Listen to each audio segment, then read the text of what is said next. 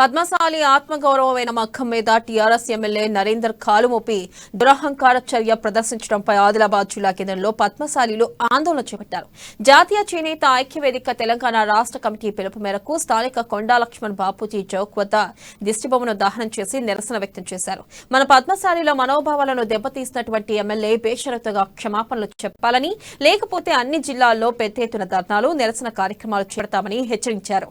ఈ కార్యక్రమంలో జాతీయ చేనేత ఐక్యవేదిక రాష్ట్ర కార్యదర్శి కామన్ విఠల్, జాతీయ చేనేత ఐక్యవేదిక రాష్ట్ర మీడియా కార్యదర్శి కుర్ర నరేష్, బాసదత్తు తదితరులు పాల్గొన్నారు.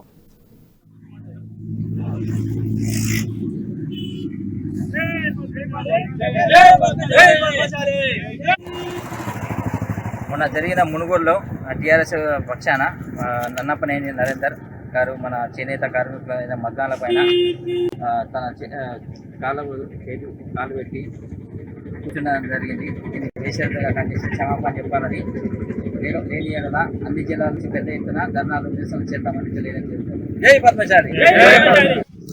ఈరోజు పద్మశాలిలైనటువంటి ఆత్మగౌరవం మీద, పద్మశాలి మగ్గం మీద కాలుపెట్టినట్టు నమ్మకం నరేందర్ గారు వరంగల్ తూర్పు ఎమ్మెల్యే పద్మశాలిలకు బేజరిగా క్షమాపణ చెప్పాలి, లేకపోతే పెద్ద ఎత్తున నిరసన కార్యక్రమం చేపడతాం. జై పద్మశాలి. పద్మశాలి ఐక్యత.